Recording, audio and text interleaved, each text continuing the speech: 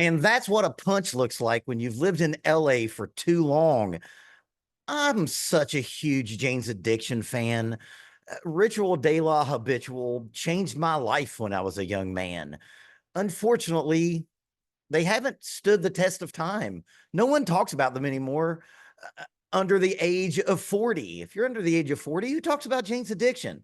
Now, unfortunately, the only thing that the youths of today will know you as is a sad 65-year-old man. And I'm talking to you, Perry Farrell, getting too drunk and fucked up on who knows what and ruining a concert experience because you're a sad, drunk 65-year-old man. I know that comes off harsh, and I mean it too, because I love Perry Farrell.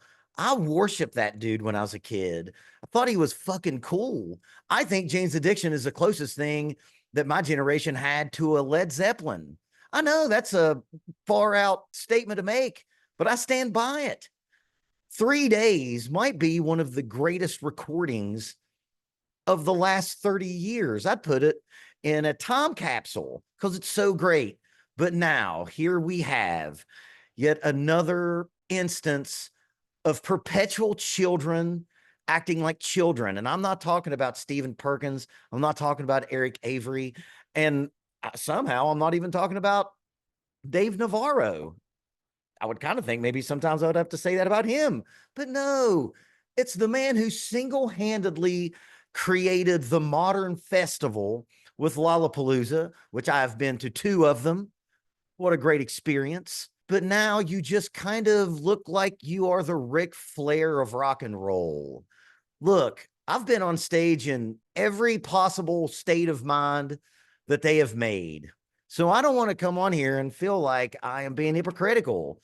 There is no halo above my head, but I can tell you I would never get in a fight on stage. Come the fuck on. When did stoicism leave our culture? Where are men who just eat their emotions and deal with it and move on? Not with Perry Farrell. What an embarrassment. If only it would get kids to get interested in you, I would almost bite it. But it's not because they don't know who you are. And that's unfortunate because you're one of the best bands of the last 30 years, and I don't think it's close. We should be talking about your triumphant reunion. But even before this fight happened, I've been following along with some of the reviews, and none of the reviews were good about Perry Farrell singing. Everyone's talked about how great the band is, and of course they are. Stephen Perkins, criminally underrated drummer.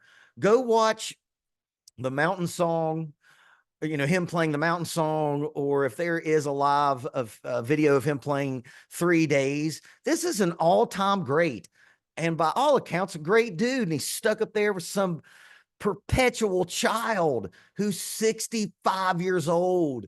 You are pawpaw age. You have kids and shit acting like this.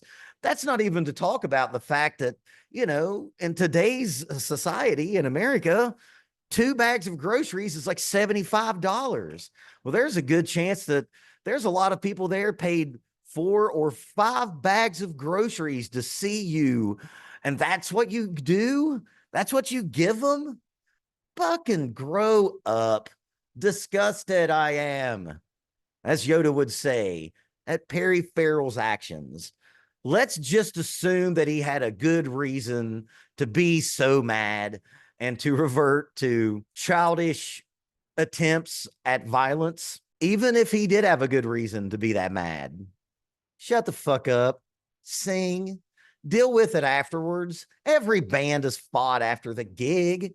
Most bands know that you don't start a fight on stage. And especially when you're on your 15-year reunion tour, you haven't played together as a 4-piece, as the original in that many years. And that's what you do.